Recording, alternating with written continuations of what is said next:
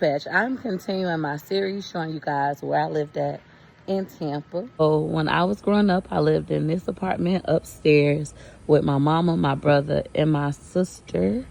And over here, oh my God, the memories.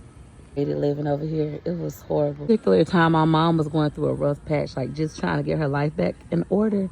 But she was going with our next door neighbor that lived over here, son. My sister was going with one brother. My mama was going with the other brother. He was like 20 or 19. My sister was going with the 16-year-old brother.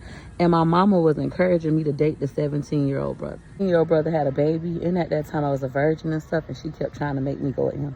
It was just a hot mess. I actually quit going to school because she wanted to be with the boy that lived next door so much. And my mama pretended like she was pregnant from the other boy because he was going back to his baby mama. They live literally right here. We lived right there. It was a hot mess. I did end up getting her job at Busch Gardens when we moved over here, and that's where she met my stepdaddy. For those of you who don't know, we live right up these stairs in this first building. For those of you who don't know, I'm very grateful for my stepdad because I felt like once my mom got with him, she slowed down. Just like try to send us with whoever would watch us. But when she met him, she really did slow down. But before she slowed down, she did something real nasty, in my opinion. It was my bedroom. I was in the bedroom reading books, per usual. Mama came and she was like, Peaches, go check the mailbox. And I'm like, what? Why? My sister was next door. My brother probably was running around the neighborhood. And I'm like, no, why? I never checked the mailbox. I never went outside. I act very proper and preppy. And she was like, girl, go check the mailbox. Just go check it. Coming downstairs, this way to the mailbox down there. I might take y'all over there. And back home, the door was locked. She only gave me the mail key. So I knock on the door, she not answering it. Knock on the door, she not answering it. I walk to the back of here. My mom used to throw parties back here too. And this is where I see my mama and her husband having a threesome with her best friend. I went to bamming on the window crying. She still ain't opening and they continue to do what they do. Side is always 2020, so I should be angry at the both of them for that. But it just made me, who like to say that story is a lie. It's really not. This was our living room. And this window right here was my mama's bedroom. Even if you go into these apartments, the layout should still be the same. But I literally was knocking on my mama's window and I look, you know how you can see through the little vertical blinds? And I see my mama having a threesome with her friend at the time, Angel, and her husband. I'm not having a sexual relationship yet. I'm like freaking out, crying, kicking up. She just didn't come eventually on the steps. Even as a mother, right now today, I would never do such a thing. I would never make my child who just likes to read books and stay in the room go check the mailbox, something she never do. So I can have a threesome with my husband and lock her out.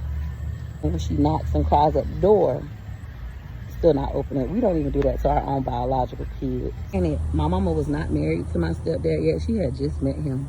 They was probably together for a couple months when that happened. Hit the jackpot with my stepdad, in my opinion. He's a great man.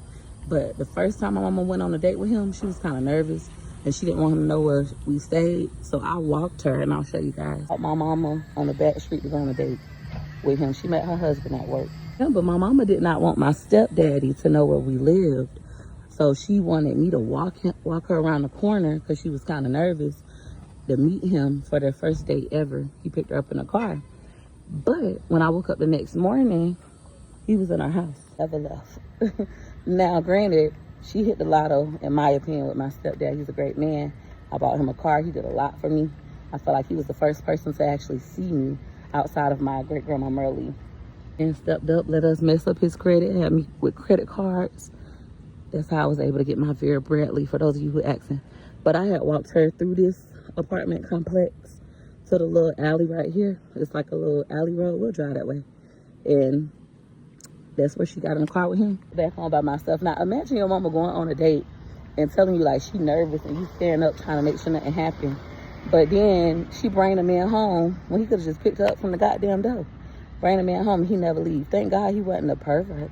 More women should be hyper vigilant and not bring men they just meet, even if they work with them, to their homes. But like I said, my mama did get lucky. Me and my mom have ever dated. I think both of my stepdads were awesome because she got married twice. But her second husband, her current husband, an amazing man. When he came into our life, my mama stopped messing with the next door neighbor's son. I mean, the boy was like 19 or 20 at that time. Mind you, my sister was 16, going with a 16-year-old brother. And I was at that time, 14 years old? That was crazy. go on to take my mama to other states and out the country and things like that. But I never got to go. Edward did though. Let's see the next place.